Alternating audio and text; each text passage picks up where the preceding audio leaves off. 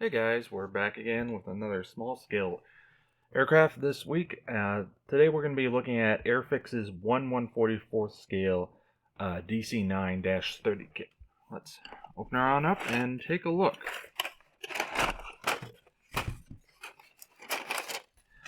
Now right away I will say this is a bit of an older kit, so we do have to pair our expectations a little. So starting off, we've got our first fuselage halves and some of the detail components. Looking at the surface, we do have a decent amount of raised detailing, with only the control surfaces being recessed, namely here on the tail with the rudder. Shape overall is correct, but detailing and casting quality, I would say, is not the greatest, and I'm not sure what's causing this weird banding effect, and I don't know how well this is showing up on camera, but all I can figure is it has something to do with the injection process, and it just doing something weird. On the inside, no real detail to speak of, some injector pin marking, but is what it is.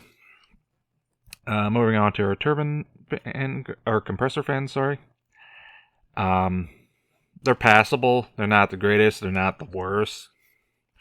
You at least get a little detail, but that would be something I would say, maybe if you really wanted to look at that as a possible aftermarket choice, but it's one of those, I don't think it's going to be worth it.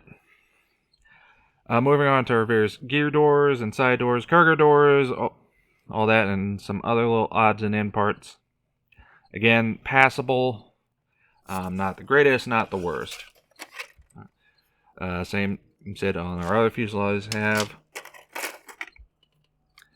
Now, this is one area where I will say, compared to the kit we looked at last time, the detailing and landing gear is almost non-existent. It's just barely there. So this does give you an idea of just the age of the kit. There are certain aspects that, unfortunately, when dealing with older kits, you're going to have to deal with things like this. Poor quality on the detail. Beyond that, we got our main gear and some of the actuators for the flaps. A few other little odds and parts. Now, fortunately, a lot of the wing surfaces have popped off their trees. Another downside of dealing with older kits. Advantage, though, it does give us the ability to do a little more fit checking, and fit's not the best, not the worst. It's sort of right in the middle. I guess that's probably the best way to describe this kit. It's not your worst kit, it's not the best kit, it's sort of right in the middle. Just smack dab in the middle. I'm going to leave most of these in here just for my own sanity. Looking here now at the rear state abs, much the same detail, only recessed is on the elevators. But they're passable at least. Continuing on to our engine nacelles, get those together. Now this particular one had some real, looks like it's got, okay, yeah, it has some really poor casting that's going to need some cleanup. Now, one thing I do like here on this inner support piece, they did mark port and starboard, so you know which side goes to which. And that will make getting this thing in a lot easier, just because now, okay, I know which side I need to orient it to. Lastly, for our parts, we've got our windscreen. Pretty basic, nothing to write home about. Almost no detailing. So let's get the parts back in, and then we'll move on to the decals. Now, Again, this is another thing dealing with older kits, is the quality of the decals. No, I'm not sure if this particular kit's had some water damage at some point, but, and this, as I did off screen, getting this off was a bit of a challenge. Thankfully, I didn't tear anything. But quality decals, had they been new, I don't think it would have been too bad. These may even still be usable, but all things considered, there are options if you go aftermarket. That being said, it would have been nice had these been good out of the box. I would say, if you get one of these kits, definitely want to take a look at the decals before you buy, or just get it for the kit parts and not the decals. Now, getting into the instructions, as with most airliner kits, it's pretty straightforward. The only area I think might be a little challenging is here on the wings, making sure you're getting the right actuators in the correct spots. But outside of that, it's going to be basic alignment.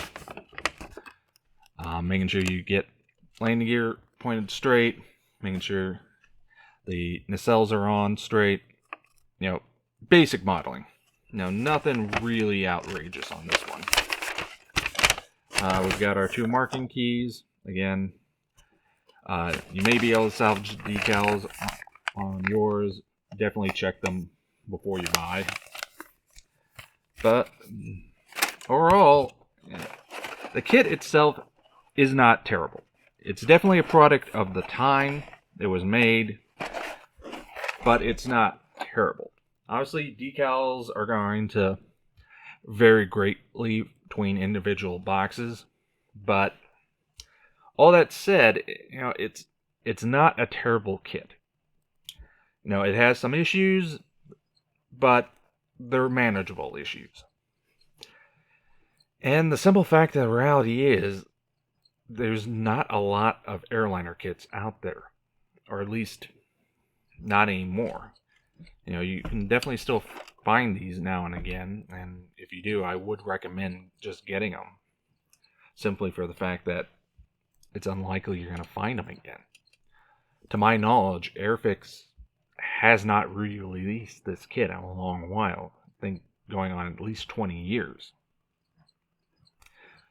And no one's releasing new tooled airliner kits for the most part. Or the ones they are releasing are of current generation. So, this is one I would say, if you're into airliners, definitely pick up if you see it. I wouldn't spend personally more than $10 on it, though.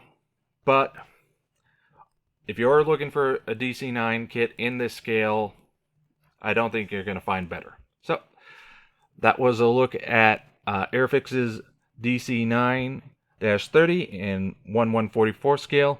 Kit with some issues, but they're manageable. So, until next time.